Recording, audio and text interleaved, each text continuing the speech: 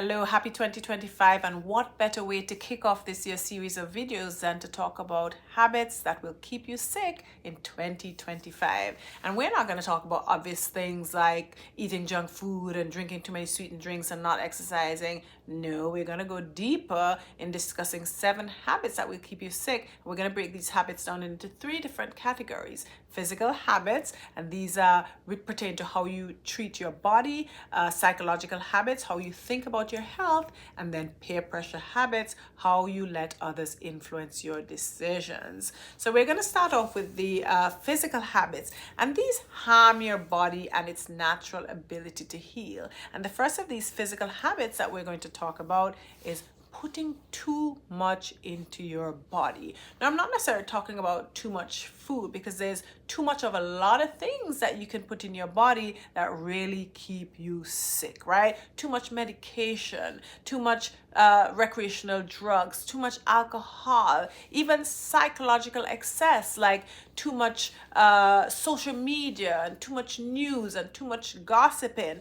But getting back to food, putting too much of the foods that have no nutrients. That's the kind of thing I'm talking about. Now, why is too much a bad thing for your health? Think about a knapsack, for example. If you start putting things in this knapsack and you put more and more, and the knapsack gets heavier and heavier, and then it starts to get overstretched, and then starts to fray at the edges, and it might start tearing at the edges, and the handle might tear off or break off, and the whole knapsack will fall apart, and it's no longer able to hold things in it. Now, the body is similar.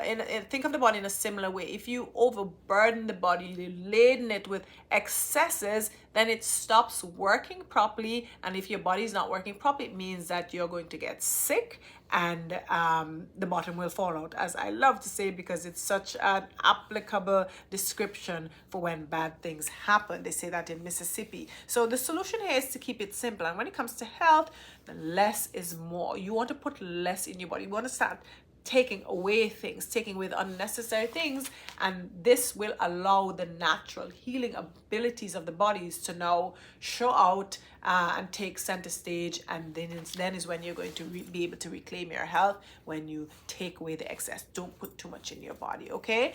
The second habit that will keep you sick in 2025 is another physical habit.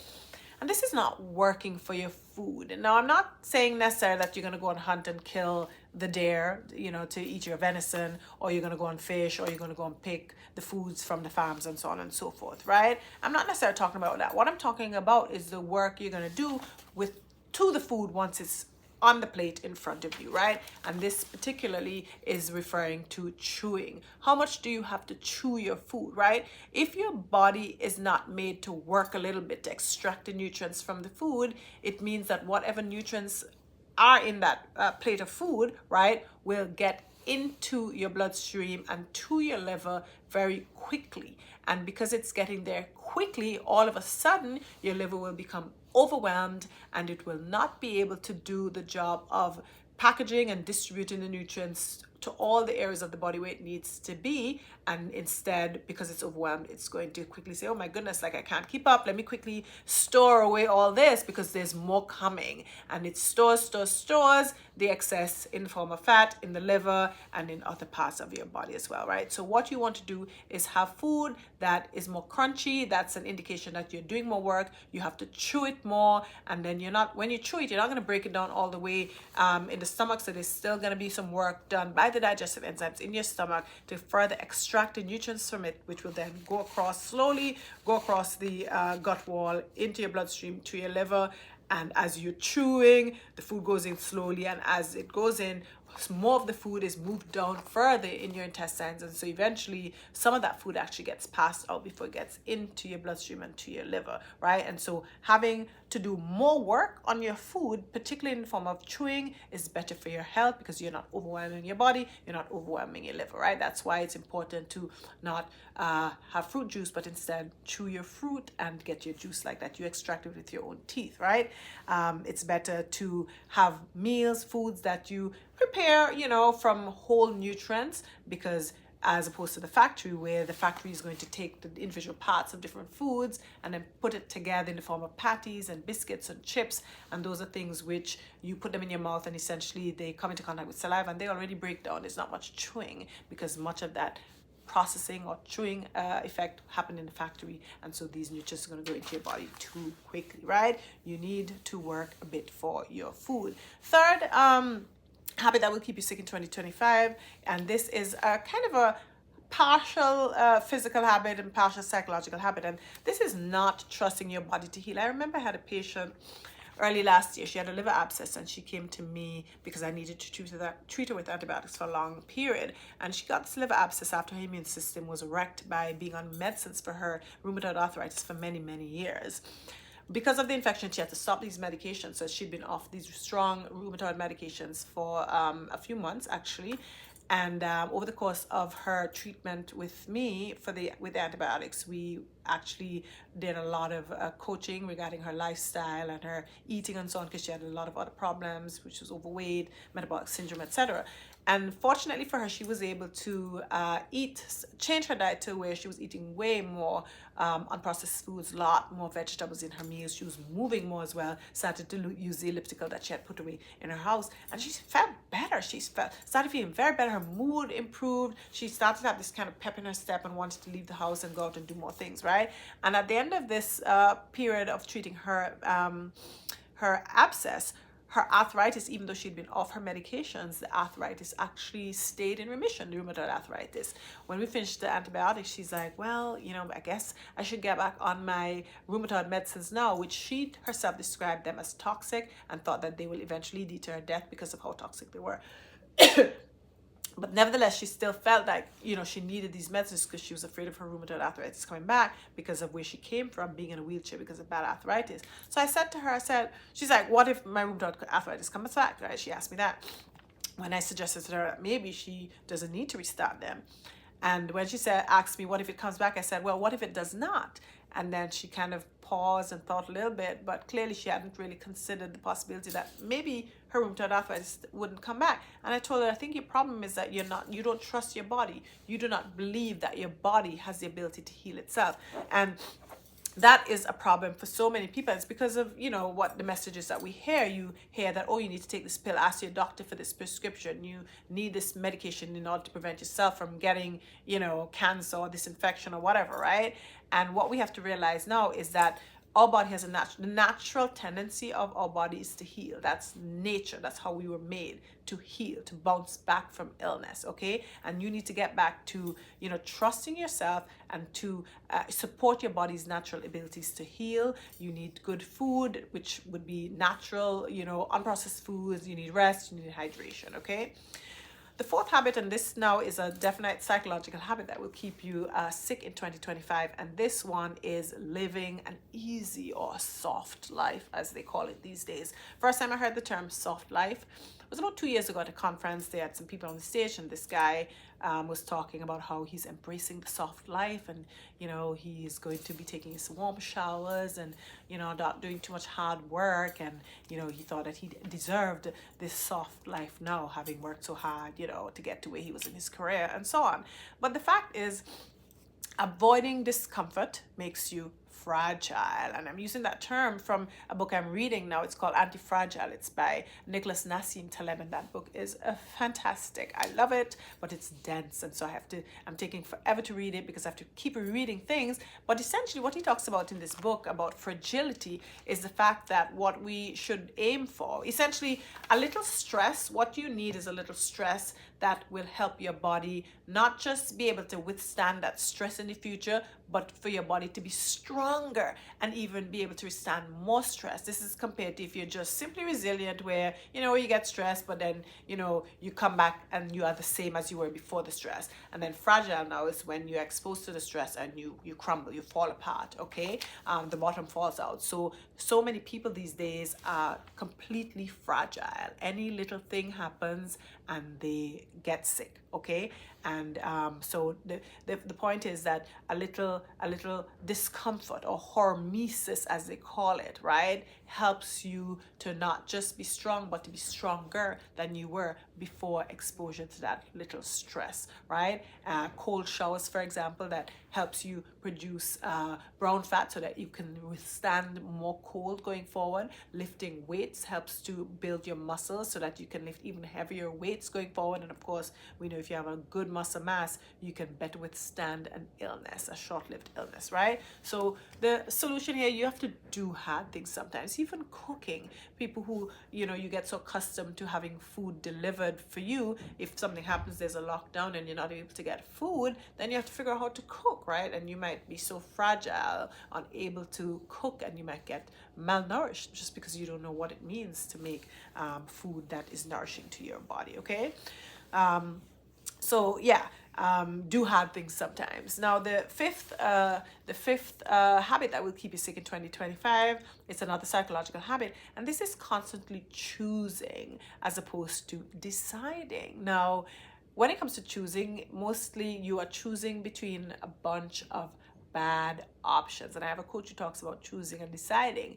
And to choose means to pick one. So you're picking one of many bad options, compared to deciding, where when you decide, you cut off all other possibilities and you're just focusing on what you have decided you are going to do, okay? So constantly choosing is not helping you. So you might say, oh, I'm going to choose the Atkins diet this time. Okay, this year I'm going to choose keto diet. I'm going to go on intermittent fasting, right?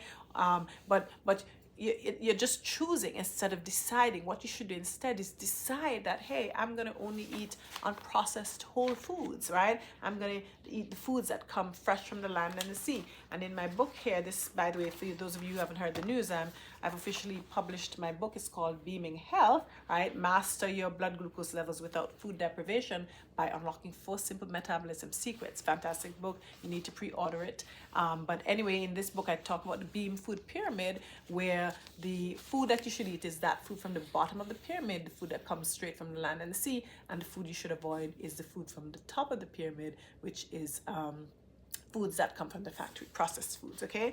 And so eating making the decision that you're going to eat mostly on processed foods fresh from the land and the sea really makes it irrelevant to choose either keto or Atkins or intermittent fasting, because what matters is having those whole foods, and you can have them however you feel, right? You can decide, I'm not having anything with added sugar, so automatically it means, you know, you're gonna not have the cookies and the candy and so on. Or you might decide that you're not gonna have any sweetened drinks, right? Your sugar is gonna come from your fruit, so it's easy for you to say no when somebody offers you something to drink, because you've already made the decision that you're not going to have sweetened drinks, okay? You decide, oh, I'm no longer going to set foot in a fast food restaurant. And so if somebody says, let's go to Chick-fil-A, then you can say, hey, well, I have made the decision that I'm not going to fast food restaurants. So you don't have to choose, oh, which this fast food, that fast food. You decided you won't do that, right? So you need to decide and stop choosing.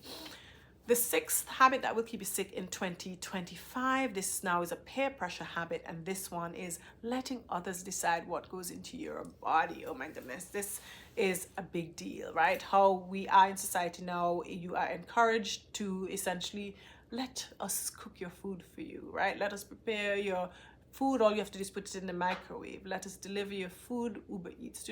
I'm here in this hotel and they have big on their thing, order with Uber Eats. Don't worry about it, right? So letting others decide what goes into your body.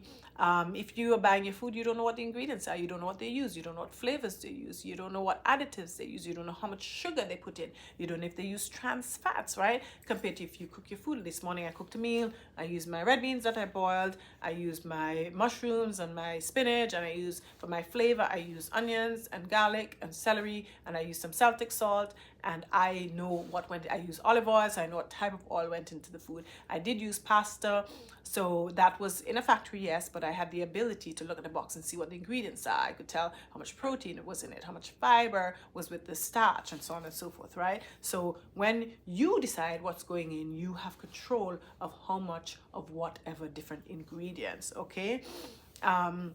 It's the same for medicine too. You can go and somebody can say, hey, take this, right? And so they are deciding what is going into your body. You can choose or decide that you are going to have your medicine be your food. You're going to have unprocessed, nutrient-rich foods so that you don't get to where you're sick and needing to take pills and potions from people where you don't know what is in them. Same with drugs. People take drugs and street drugs, and they don't know. Somebody puts some kind of contaminant, and this can end up being a deadly situation. Same for medicines, by the way, because you've heard of all the recalls, right? From time and time again, there are recalls on different medications. They're recalled because of contaminants, and people literally die sometimes from some of these issues, right? So the solution here is to really try to take back control of what goes in as much as you can. You can start small. You can say, hey, I'm going to have at least one home-prepared, home-cooked meal per day so that I can be in a little more control of what goes into my body, right?